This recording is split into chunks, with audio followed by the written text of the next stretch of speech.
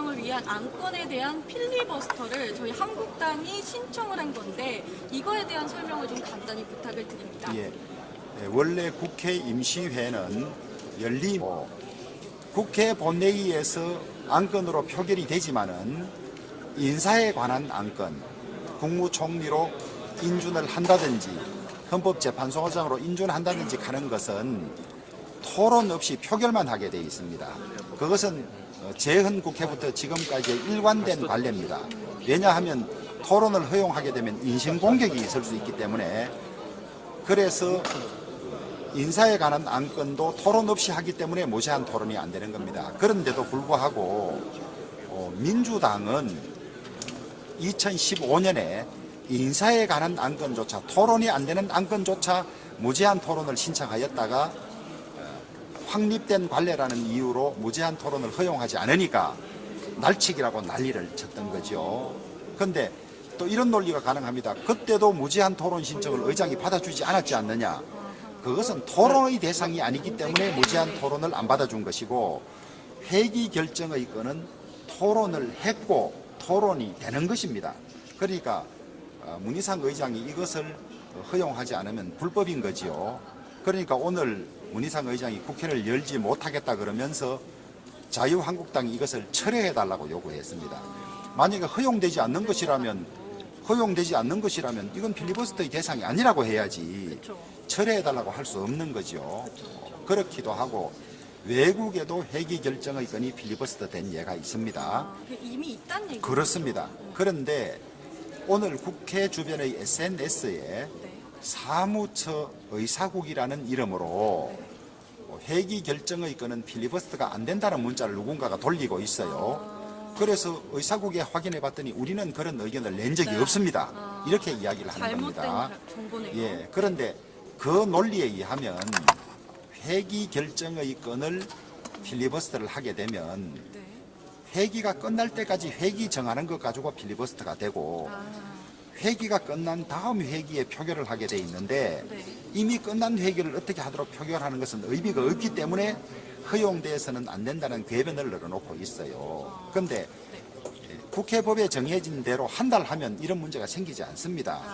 소위 그 깍두기 국회, 쪼개기 국회를 해서 3, 4일씩 하는 편법하고 잔머리를 굴리다가 이런 일이 생긴 거죠. 그래서 우리는 그 기간 내에 왜 한 달을 하지 3, 4일을 하느냐고 따지면 지나가 버리면 다음 회기에 표결을 할 수가 없습니다. 지나간 회기를 정하는 표결을 할 필요가 없지 않습니까? 그래서 지금 여기서는 이제 16일까지 하고 쪼개서 다시 하겠다는 걸 저희가 막는 거죠. 그러면 우리는 16일까지 회기를 어떻게 정하자고 필리버스터를 하면 16일까지 회기가 안 정해지고 지나가 버리죠. 그렇죠. 그러면 17일부터 저 사람들이 또 한 3, 4일 소집하지 않습니까? 네. 그러면 그때 또 회기의 결정의 건이 제일 1번 안건으로 올라와야 됩니다. 그러면 또 그렇게 가는 겁니다. 그래서 빨리 이런 잔재주를 포기하고 30일로 하자하면 저희들 응하겠습니다. 이거 하지 않고. 그러면 될 거 아닙니까? 그래서 오히려 쪼개기 잔머리 굴리다가 훨씬 더 공공에 빠졌고, 만약에 문희상 의장이 법 규정에도 불구하고 이것을 허용하지 않고 가면 저는 직권남용죄가 명백하고 저라도 앞장서서 이것을 사법적인 문제를 삼을 것입니다. 그렇죠. 명분이 없기 때문에 예. 이거를 허용하지 않으면 직권 남용이 될 수 있다. 이거라는 말씀입니다. 그렇습니다. 그렇다면은 이게 문희상 국회의장과 더불어당이 회기 결정권은 필리버스터의 안건이 될 수 없다라는 게 이제 성립이 안 된다. 이렇게 요점을 정리해 드릴 수 있겠고. 근데 이제 16일까지 왜 쪼개서 이들이 하려고 하는지 이 세법이 어떻게 되세요? 그런데 이런 거죠. 저희들이 공수처법이나 공직선거법에 관해서 필리버스터를 할 것이 명백하고, 그러면 원래대로 30일을 하면 1월 10일까지 임시국회가 갑니다. 그럼 저희들이 필리버스터를 1월 10일까지 하면 되는 겁니다. 그러면 이제 이 선거법은 일정한 시간이 지나면 통과돼도 그걸로 선거를 치를 수가 없어요. 12월 말이 지나면 바뀌어도 선거를 못 치르게 됩니다. 그러니까 궁리하다가 방법을 찾다가 안 되니까 3, 4일씩 쪼개보자는 헌정사에 없는 코미디를 연출한 거지요. 그렇죠. 3, 4일 쪼개면 좋다. 우리는 그러면 회기 결정하는 거 필리버스터 하겠다. 그러면 3, 4일 지나가면 이렇게 가면 1월 10일에도 안 끝납니다. 1월 10일에도. 아예 처음부터 지금 법대로 한 달 하자고 자기들이 전공 법으로 나오면 저희들도 한 달 받아서 그러면 이제 본법에 대해서 필리버스터를 하는 거죠. 필리버스터를 하게 되면 1월 11일이 되면 표결을 할 수 있죠. 법안 하나에 관해서. 그러면 이것은 막아지는 겁니다. 왜냐하면 1월 10일이 되면 바뀌더라도 바뀐 법으로 선거를 치를 수 없게 돼 있어요. 그러니까 일단 한번 필리버스터 한 안건을 다시 할 수 없기 때문에 이들이 쪼개서 한번 하고 다시 넘어가는 그렇죠. 거죠? 다음 회기에 필리버스터 한번 했는 걸로 하고 네. 표결하고 표결한 다음에 또 한 건 올리면 우리가 필리버스터 하면 또 4일 지나면 표결하고 이러려고 했지요. 그쵸. 근데 그걸 그걸 지금 막은 거다. 완전히 이제 막은 겁니다. 그러니까 이번 회기는 이 제도의 모순을 잡아낸 이 사건이다라고 이야기를 해볼 수가 있습니다. 우리들은 국회법대로 네. 합법적인 방식을 하려고 하는데 저기서 꼼수를 부리다가 우리에게 덜미가 잡힌 거죠. 그렇습니다. 다시 한번 이제 국회법이 이게 어떻게 되어 있냐면 국회법 106조의 2항에 따르면 무제한 토론의 대상이 되는 안건은 본회의 부의된 안건이며 국회법에 따른 규정에도 불구하고 시간의 제한을 받지 않는 토론을 할 수 있다고 되어 있습니다. 그렇기 때문에 허용해야 되는 게 맞고 아니 이게 또 안 여기에 된다면, 네. 의장은 해당 안건에 대하여 무제한 토론을 실시하여야 한다고 되어 있습니다. 하여야 한다. 예. 그거는 꼭 해야 되는 거고 이걸 하지 않는다면 직권 남용에 해당이 됩니다. 그 다음에 우리 문희상 의장이 의장 볼 때 했던 일입니다. 이게 이제 속기록을 회의록을 옮긴 것인데 의사일정 1항에 임시회 회기 결정의 건 이렇게 올라가 있고 상정된 안건에 회기 결정의 건 이렇게 올라가 있습니다. 이 다 안건으로 토론하고 표결해야 되는 겁니다. 토론이 가능한 것은 모두가 필리버스터가 됩니다. 필리버스터가 가능한 겁니다. 보십시오. 문희상 의장 의사일정 제1항 회기 결정의 건을 상정합니다. 이래서 상정하고 토론한 겁니다. 무슨 말씀인지 아시겠죠? 네, 알겠습니다. 이걸 안 할 방법은 없는 겁니다. 그 다음에 그 이전에 예전에 우리 강창희 의장 시절에 소위 이제 이석기 씨를 체포 동의안을 내려고 회기를 이제 국회를 여니까 열어서는 회기를 정하면 안 된다고 토론 신청을 했어요.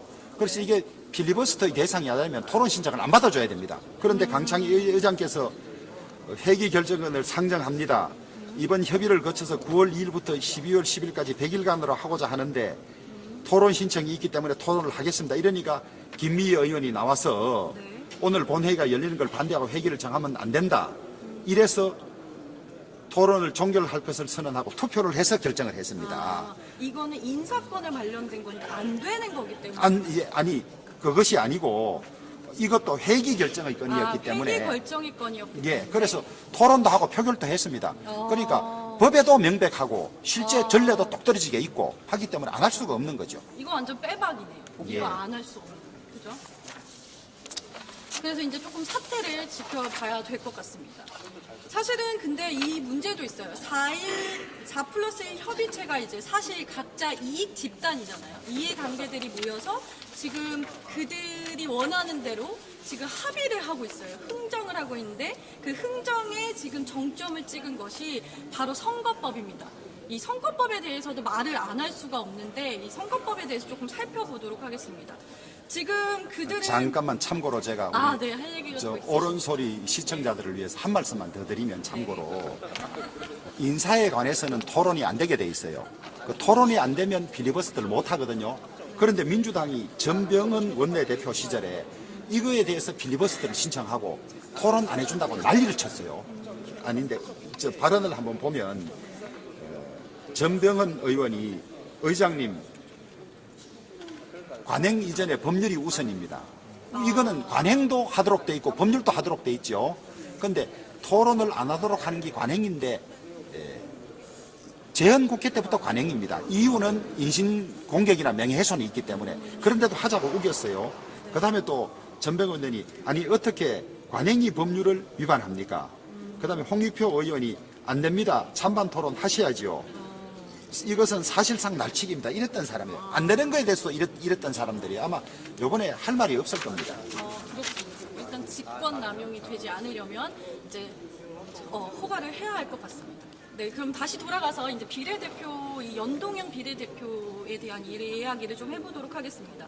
이제 그들은 이제 사표를 방지하기 위해서 선거법을 개정해야 한다 이러면서 지금 선거법을 개정하려고 하고 있는데 이게 지금 제대로 가고 있는 건지 모르겠습니다. 아직 협의가 안 됐다면서요, 그러니까. 그렇게 알고 있습니다. 선거 제도는 여러 가지 제도가 있습니다.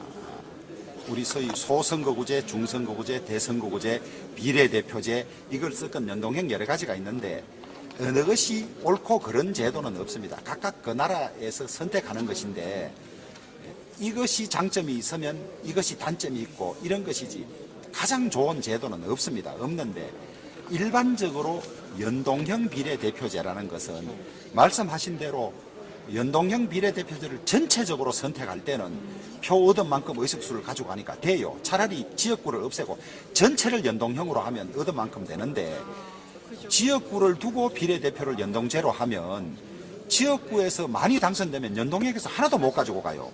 이런 모순이 어디에 있습니까? 그러지 않습니까? 그리고 이 연동형 비례대표제를 하는 대표적인 나라가 독일인데요. 독일은 왜 그러냐? 독일은 소위 나치라는 무시무시한 시대를 거쳤지 않습니까? 일당이 독재하는 시대를 거쳤지 않습니까? 그러니까 일당 독재를 알아내려면 어떻게 해야 되겠느냐? 정당을 쪼개서 여러 정당을 만들어서 의원을 조금 하면 타협해서 하고 이러지 일당 독재를 못한다. 그래서 독일의 나치 시대를 겪은 이 반성에서 만든 겁니다. 무슨 말씀인지 아시겠죠? 저희랑은 전혀 다른 그래서 연립이 되는 데다가 이게 의원 내각제하고 같이 연결이 되어 있습니다. 연결이 되어 있고 대통령제는 어느 나라든지 대통령의 권한이 있어서 늘 독재로 가려고 하기 때문에 국회가 그것을 견제를 해야 되는데 다수당이 있으면 전혀 견제가 안 돼요. 그 대통령제에서 연동형 비례대표제를 한다는 말은 국회를 무력화하고 대통령이 각 정당에 당근 하나씩 줘가지고 다 멋대로 끌고 가는 독재로 가는 길을 만드는 게 이런 제도입니다. 제발 좀 이거 아셔야 됩니다. 그런데 왜 저렇게 집착하느냐? 소위 정의당이라든지 범좌파 정당을 모아서 장기 집권 가려고 하는 거죠. 이번에 4+1에도 봤지만은 자유한국당, 우리 공화당을 빼고는 전부 같은 편 아닙니까? 같은 편. 그러면 민주당은 도저히 가반이 안 되고 선거에 지더라도 그 편들은 과반이 되니까 이걸로 몇십 년 가겠다는 겁니다. 이게 이제 좀 아시겠습니까? 그런데 민주당도 속내를 들여다보니 정의당에게 너무 많이 주는 건 싫은 거예요. 그쵸. 정의당이 교섭단체가 돼서 또 꼬리가 몸통을 흔드는 건 싫으니까 조금만 주려고 하니까 이제 연동형을 낮추자. 뭐 25석이만 하자 이러니까 정의당이 또 그건 못하겠다 뭐 이래서 자기들끼리도 지금 말이 되고 있는 걸로 알고 있습니다. 그래서 지금 협의가 안 되고 있는 상황이다. 근데 사실 이렇게 선거법이라는 거는 저희가 이렇게 주먹구구식으로 할 수 있는 게 아니잖아요. 예. 이게 얼마나 고민하고 시민의 합의를 받아야 되고 이런 중체대한 일인데 이거를 이렇게 자기네들이 오늘 합의해서 내일 발표하고 통과시키고 이럴 수 있는 게 아니라는 생각이 들고 너무 불안합니다. 그런데 이제 우리나라에서 우리 지금 한국당에서는 사실 비례대표를 없애자 이런 상황이잖아요. 근데 사실 국민들은 비례대표를 원하지 않습니다. 그래서 270석으로 그냥 직선제로 가자고 하는데 왜 이걸 받아들이지 않는 거죠? 대통령제를 하는 미국에서는 비례대표가 없습니다. 또 비례대표는 국민들이 비례대표 한 사람이 누군지 잘 모릅니다. 그렇기 때문에 누구를 보고 찍는다죠. 이런 거에 대해서 검찰이 뭐 하는 거예요. 그런데 더구나 문재인 대통령은 박근혜 대통령 시절에 만들었던 특별감찰관조차도 3년째 임명하지 않으면서 공수처 하자고 주장합니다. 얼마나 이율배반적입니까? 그런데 이거를 좀 검찰이 못하는 대통령과 대통령 주변을 수사할 기구라면 필요한데 그렇다면 그런 공수처라면 야당이 공수처장을 임명해가지고 대통령 들여다보자 이래야 제대로 볼 거 아닙니까? 그렇죠. 그게 특검 취지가 그런 거 아닙니까? 그래서 야당의 특검을 추천하고 이랬지 않습니까? 그런데 지금 지금 민주당이나 권은희 의원이나 그 다음에 이 의원들이 내놓은 안에 보면 이거는 여당이 추천하게 돼 있어요. 장치는 뭐 7명 중에 6명이 찬성 안 하면 안 되고 야당에 2석을 준다 그러는데 야당이 어디 자유한국당 하나만 있습니까? 그러면 다 자기들 편 임명해가지고 가려고 하는데 그럼 왜 굳이 저러느냐? 검찰총장은 아무나 임명하지 못하고 고검장급에서 임명을 합니다. 그러니 아무리 자기들 마음에 드는 사람을 고르려고 해도 한 10명 중에서 골라야 되고 또 검사라는 사람들이 초임부터 이래 올라오다가 자기들 인사나 총장이 될 때는 좀 잘 보이려고 해도 딱 되고 나면 아니 죄를 보고 불법을 본데 가만히 있을 수 있습니까? 칼 들고 덤비니까 늘 청와대에서는 내가 검찰총장 임명했는데 이럴 수가 있냐고 배신이라고 난리치고 뭐 이해찬 대표 같은 사람도 뭐 윤석열 뭐 막 비판하고 이러지 않습니까? 검찰은 그게 본래 기능입니다. 다만 검찰이 못하는 거는 임명하자마자부터 부정비리를 잡아내야 되는데 그거 눈치 보는 게 문제지. 부정비리 발견하고 수사하는 게 뭐가 문제입니까? 그런데 이 윤석열 우리 총장 했던 사람도 저러니까 야 이제 앞으로 내 주변에 잡혀갈 사람도 많고 많겠다. 우리도 대통령 끝나고 나면 이게 문제가 뭐가 있을지 모르겠다 이러니까 저거를 어떻게 좀 막아볼까? 그러려면 검찰 힘을 빼야 될 거 아닙니까? 검찰 힘을 빼려고 하면 어떻게 하면 이 사람들은 수사하려는 사람이 아니고 덮으려는 사람 아니겠습니까? 뻔한 거죠. 정작 고위공직자의 부정비리를 수사하기 위한 공수처락하면서 자기들 편 고위공직자는 전부 그냥 수사 안 하고 덮어놓고 반대편은 공수처를 동원해가지고 다 잡으려는 그런 법인 겁니다. 그러니까 결국 힘이 있으면 죄도 죄가 아닌 게 되는 거예요. 예. 그렇죠.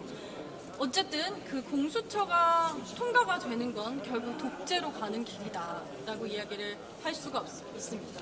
어쨌든 우리가 친문 게이트라는 우리 국정농단을 꼭 밝혀내야 되잖아요. 그래서 오늘 이야기를 조금 마무리를 하면서 제가 좀 안내를 좀 드리면서 이 마무리를 하려고 하는데 저희 내일 집회가 있습니다. 저희가 일명 친문 3대 농단을 규탄하는 대회겁니다. 지금 계속 들으셨지만 공수처법, 선거법 이런 걸로 독재로 가고 있는 이 상황에서 우리가 막아내야 됩니다. 그래서 시민들의 힘이 필요합니다. 이에 대해서 이제 마무리 말씀하시면서 예. 독려 부탁드립니다. 다수의 힘으로 권력이 횡포를 부릴 때 소수가 막을 수 있는 방법은 극렬한 저항밖에 없습니다. 그리고 그 극렬한 저항을 뒷받침해주는 국민들의 힘만이 독재를 막을 수가 있습니다. 지금 소위 민주화 운동을 했다는 문재인 정권이나 민주당은 말로만 민주화를 훈장처럼 달고 살고 그것으로 평생 살았지 민주화와는 전혀 관계없는 짓을 하고 있습니다. 나치 시절에도 전부 법을 만들어 놓고 법치주의라 그랬습니다. 근데 이 지금 정권은 법이 있는데도 지키지도 않으면서 위반해 가면서 장기 집권을 위한 획책을 하고 있습니다. 이 지금 공수처법이나 이 연동형 비례대표 국회의원 선거법 말고라도 한번 보십시오. 탈원전이란 이유로 신한울 3, 4호기 7천억 들어간 것도 다 그냥 없애려고 하고 있고 그 다음에 남북 문제도 이게 옳은 겁니까? 북한은 저렇게 미사일을 쏘고 ICBM 실험한다고 하는데 그냥 휴전선 부근에 다 우리 감시정찰 능력은 다 없애버리고 소득주도 성장을 지금 외국 학자들도 소득주도 실패라고 이야기하지 않습니까? 이런 걸 밀어붙이고 또 가장 중요한 거는 예산을 무려 42조나 늘려서 이걸 퍼주기를 해가지고 전 국민 1200만이 이 나라 예산을 직접 받아서 이것 가지고 나라 망하는 줄은 모르고 내년 선거 치르려고 하는 사람들입니다. 그러니까 국민들이 이걸 아시고 전부 내일 또 광화문에 나오셔서 문재인 노 그리고 민주당 노를 크게 외쳐주셔야 그야말로 우리가 광화문의 혁명을 일으켜야만 이 폭정을 제재할 수 있고 중단시킬 수 있습니다. 내일 날씨 춥더라도 많이 나오셔서 우리의 힘을 한번 보여주십시다.